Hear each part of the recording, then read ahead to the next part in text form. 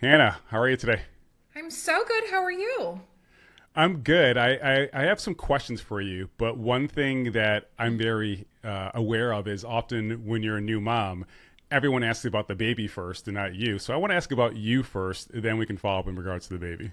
Well, thank you so much. Not a lot of people ask me that, and it's interesting. My daughter is now 4 months old, and it's interesting when I describe motherhood. It's like this beautiful, intense, challenging, overwhelming. Like you feel the duality of both worlds all at once, and that's how I feel right now. It's just the duality of both. All right, all right. Well, one question I should have asked first is Hannah, what do you do? Like how do you Totally. support this child of yours? I love it. So I specialize in all things marketing, branding, and PR. That's my craft. That's what I did in corporate America.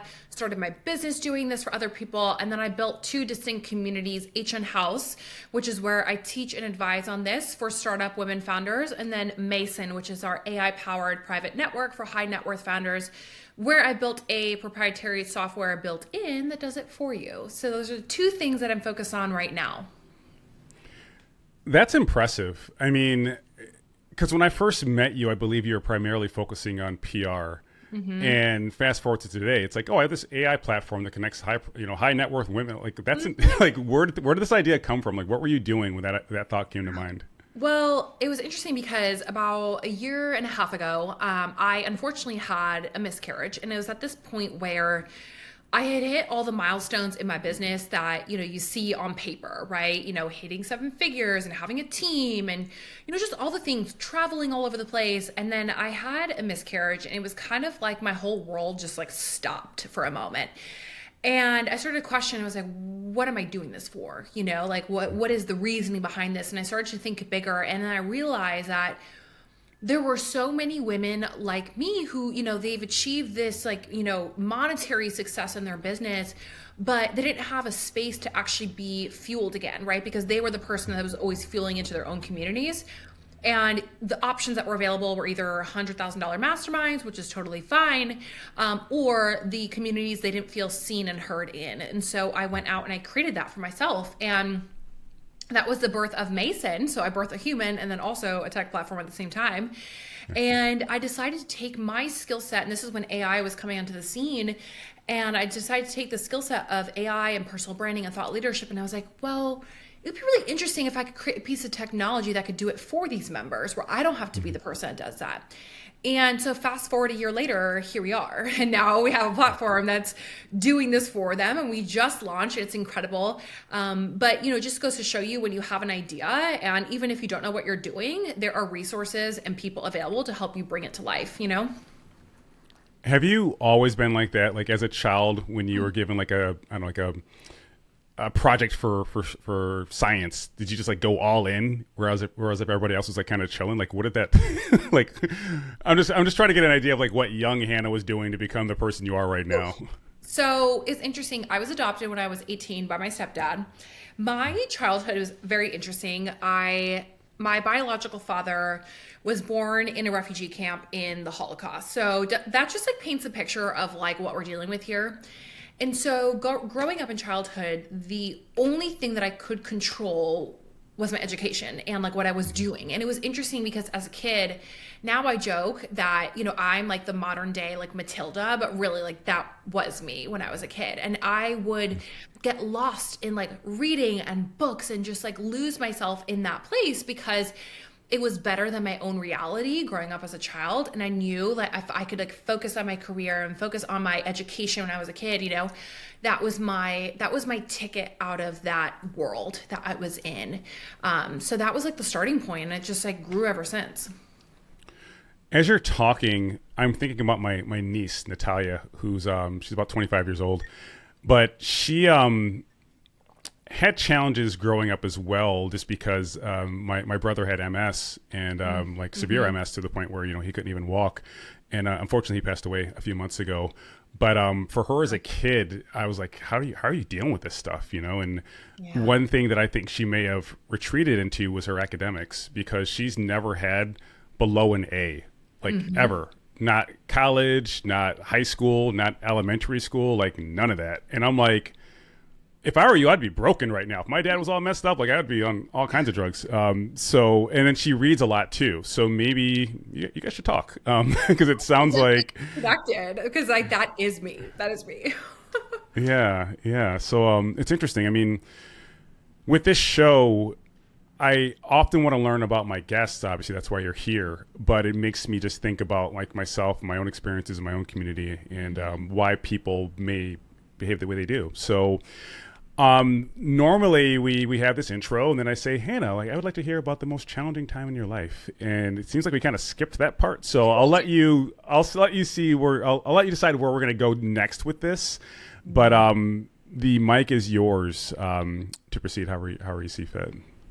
I love it. Listen, I'm an open book, and when it comes to discussing challenges, I think there's a lot that I haven't actually shared out loud and or with many audiences yet, because I haven't found the right space to actually bring them up. But I think it's so important and powerful that you're having these conversations, because it's not just, the beautiful Instagram images and these milestones that you see on social media. There's a lot that people go through on the back end to get to where they are now. So thank you for doing this. Yeah. And I think that's the issue. This one person like DM'd me on LinkedIn the other day after I posted something personal. I can't remember what it was, but she's like, thank you for this, because I've been suffering in silence with this condition I have. She didn't disclose it. Mm-hmm. She's like, but it hurts even more because I'm still putting out pictures on LinkedIn where I appear to be happy. And, people are just like, chiming in, but they don't know that like every comment actually makes it worse. And that's, again, part of the goal here is people are suffering in silence when if they spoke up, they would realize there's a community of people who are either going through the same thing, would support them, or at least be kinder, just knowing that. So, and then beyond that, showing how people like you have navigated tough situations and come out stronger on the other side. So I'll let you choose what you want to speak about, but I would love to hear just one instance in your life where you went through a challenging situation. And again, you can get as deep as you want. And it seems like we already racked up a few of them already. But if you want to pick one, if you want to pick one, go for it. And I'll just say this: like, any kind of loss during pregnancy is challenging. My wife and I experienced one with my son, TJ, being stillborn. So I didn't know that about you either. It's I don't say it's common, because then it seems like, it happens to everybody, but it's like, I think the more that we talk about it, the more people won't feel alone, even in that regard. Exactly. And it was interesting when you were saying like one of the most challenging things. I have many challenging things, so it's hard to distill it down to one, but I would say one that was like the catalyst that started the business, but it relates to the original one, which was I started my business because of burnout. And it was at that point where it was the catalyst to actually starting this, this platform, starting this mission and this vision that I'm doing right now. But it took me going into the hospital to actually realize like this was a thing. And so rewind about like 4 years ago, I went into the hospital for burnout. At the time, I thought I had a kidney infection or kidney stone, something along those lines, and they couldn't figure out what was going on. So long story short, it was my body basically shutting down because I just kept going and going and going. And this instance of burnout was something that I kept experiencing even like years prior in the corporate world. Like even back until college. I remember when I was interviewing for Goldman Sachs at the time, and I was so nervous that I'd get hives all over my body. And it was interesting because that was a point when I went into the hospital. So after that, I couldn't eat anything besides bone broth and water for 3 weeks. And the process of actually going and eating again was so traumatic that I ended up creating almost like a phobia around eating, phobia around going out in public, phobia around like speaking. And speaking was probably one of the hardest things I've ever had to do because I was always nervous about getting sick. What was really interesting was that this catalyst of going through burnout was actually a mirror from everything from my past, because growing up as a child with a father who was born in a refugee camp in the Holocaust, to being, severely abused as a child, which I don't really openly share about, but like I was severely abused as a child. A lot of what I have created has been like internalized. So a lot of stress has been internalized. And what had happened over the course of my life was that any stressful moment, I would just internalize in my gut. And then what happened? 4 years ago, I went to the hospital because of that, because I was internalizing all of that stress. And it took me to get to that point of not being able to literally eat besides bone broth for me to realize, okay, I have to do something about this because this is going to either run my life or I can overcome this. And so I chose the latter of the two. And it took so much healing and so much internal work to be able to move past that. But it was the best thing I could have ever done because I mean, it stopped me in my tracks 4 years ago. There's a quote by, I believe it's Carl Jung. Until we make the unconscious conscious, it will control our lives and we will consider it fate. And it seems like you had that breakthrough in regards to why you were feeling that way, and why, you know, it fueled your high performance, which is great, but the impact of that can be devastating. And I think a lot of people realize that too. So now I'm curious, in your work, you help people obviously, you know, with their PR, and you have another one for high net worth women. Did you also feel a calling to help people who are going through similar challenges with like burnout or like, you know, maybe some kind of like autoimmune disease or anything like that? Did you feel a calling to do that as well? It was interesting because I never openly said, hey, work with me if you've experienced burnout or went through challenges in your life. But it was interesting how when you show up as your authentic self, you just naturally attract people like that. So I was starting to attract a lot of people who had experienced burnout. They were high achievers. Maybe they went through these tough experiences in their life or business or whatever it was. And I realized I was attracting people like myself. And that was really, really interesting, you know, just seeing like the values that these women had, but also the experiences that they had as well.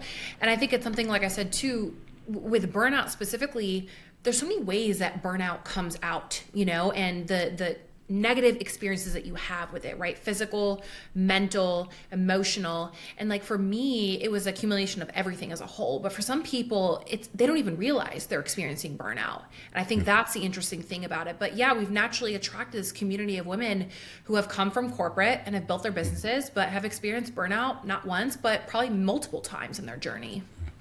Yeah.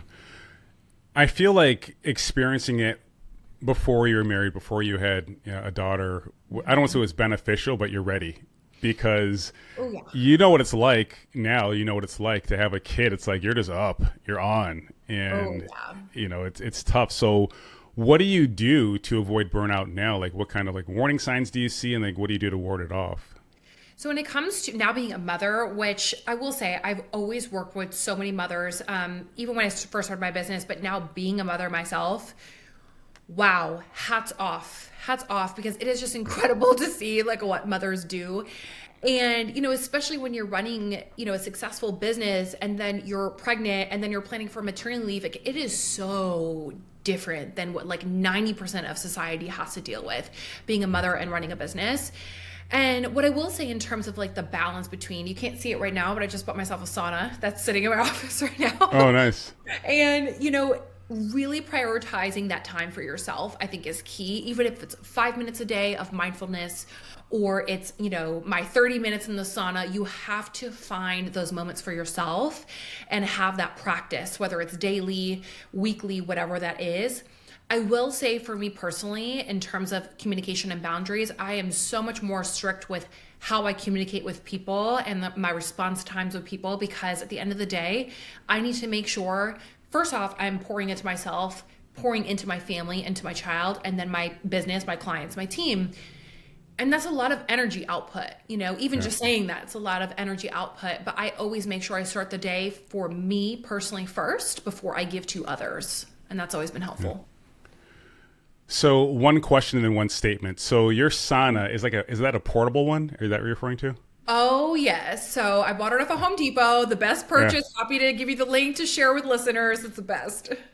Yeah, I'm looking at mine over here. I got mine off of Amazon. It was like $150, and you just sit in it and de-stress. Yeah, it's amazing. So I do that like probably too often, like 3 or 4 times a week, and then my wife just started using it too. But if you are stressed out, if you do need to relax, I mean, for $150, like that's not a bad investment if you got it. I will show you. It's like an actual like. No, yours is real. Mine's a little pop-up thing. Like I got a freaking. Mine's like a glorified tent. You guys can't see it, but hers is like a structure, like a real thing. Yeah, I mean, I live in an apartment in Brooklyn, so that ain't happening. Unless I put one of my kids out the room, but or out of their bedroom. But yeah, so no, that's smart. Like, I think there are things we can do that might seem like a sacrifice. Even like buying that wasn't cheap. I can tell. Like, like, but it's like, what are you giving up by not taking care of yourself? And again, like, doesn't matter if you're a new mom or not. We all need to recover, and there's a selfishness that goes into it. Like, I'll explain. Before we hopped on just now, there are a few like emails I had to respond to. And I was like, I want to get back to it, but it's like, I also want to take a little break. I don't want to be talking all day and like so on and so forth. So someone's going to have to wait, and it's not always comfortable. But I think, especially as a high achiever, you're always like, go, go, go, go, go. But it's like, you can't be the best version of yourself if you're under recovered. And I think people understand if you say something like, hey, dude, like if I respond to this email now, like it ain't going to end up too well for me, going forward. So putting those guardrails up is important. But have you had to like retrain your network or your team or anything like that to not expect, the immediate like turnaround time or things like that? Well, when it comes to clients, absolutely. I've set the expectation. These are my response times. Same with the team. So I have someone on my team. We call her the godfather of the calendar.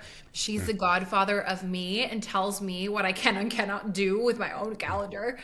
And I think that's really important. We've set really clear boundaries as a team with how we communicate with one another. And I think that's ingrained in our culture, at the end of the day. And same thing with clients, especially coming from the corporate world where there are no boundaries. People are working at all times of the day, the night, and it can be easy to get caught in that hamster wheel. But, my core ethos and everything that we are doing and teaching with our brands is about redefining the way that we live and work. And, you hear about like balance with your life and work. And I don't like the word balance. I think it's more of an integration. There's a flow to it. It's knowing how to dance between both worlds and knowing how to integrate both worlds together. And that's sometimes hard. And, sometimes one area is going to get more than the other, and that's okay.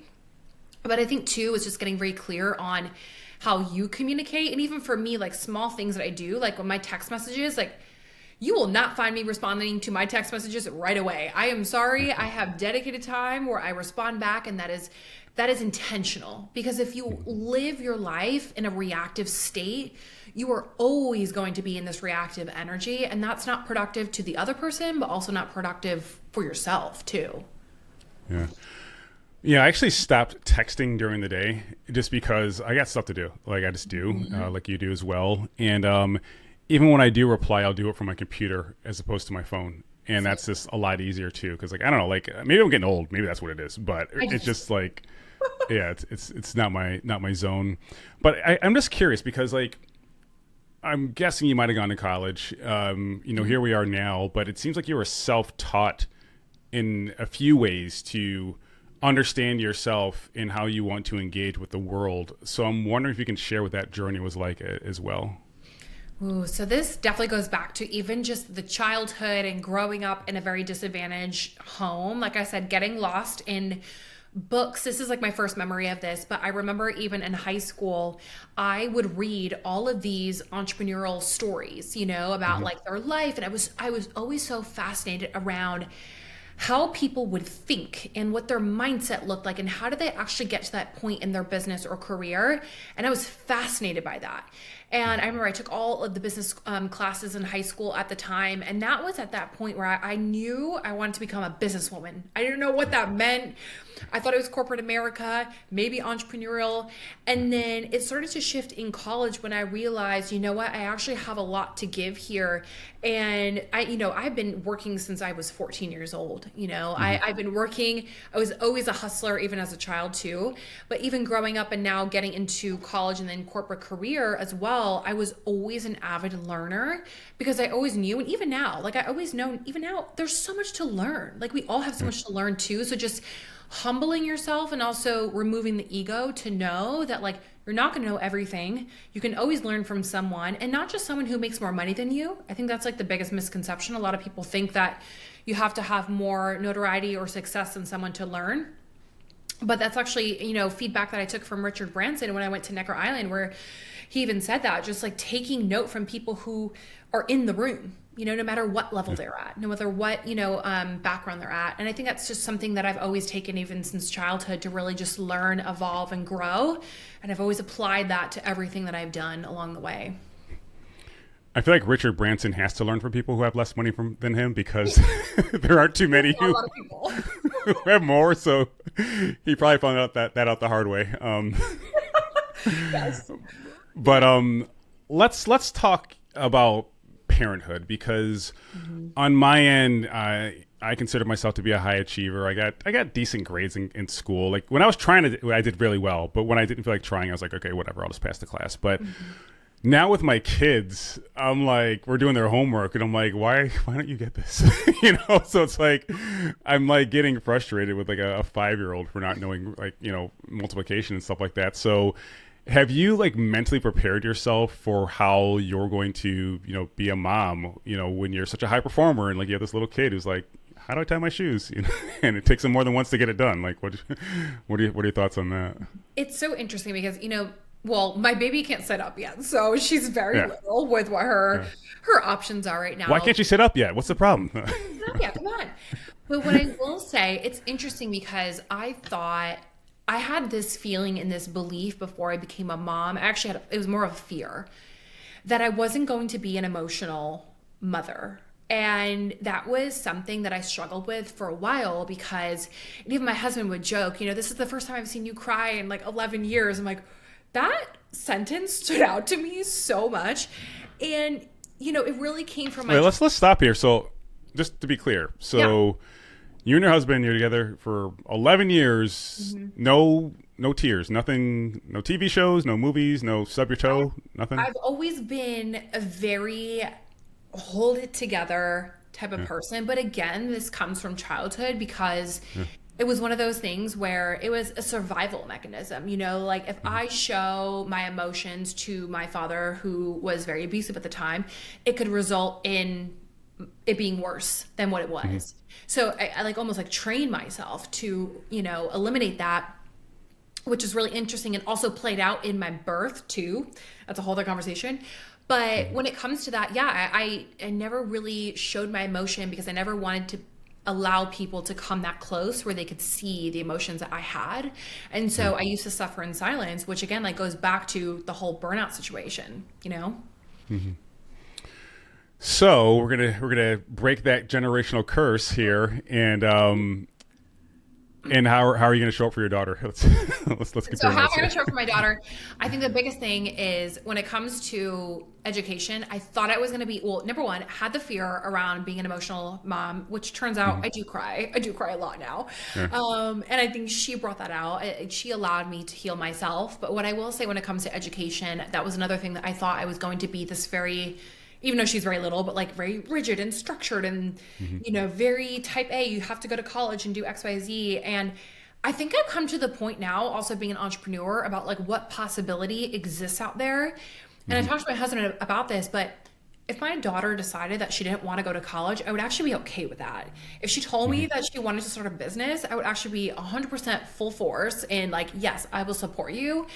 And because I love this lifestyle. So I'm very mindful of not pushing this and being mindful of that. But I think also I am definitely going to be moving into parenthood as she grows up, with the idea that I want my daughter to also make the mistakes and want her to learn against those mistakes as well. And I think that's a hard balance, because you want to protect your child, but you also want them to learn and grow on their own.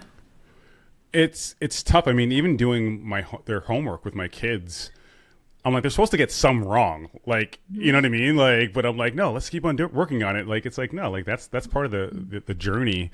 And maybe it's my ego getting in the way of doing that. But the point about college and our children, on my end, I'd be okay if my kids didn't go to school too, but I do want them to have the college-like experience. So this is my thought.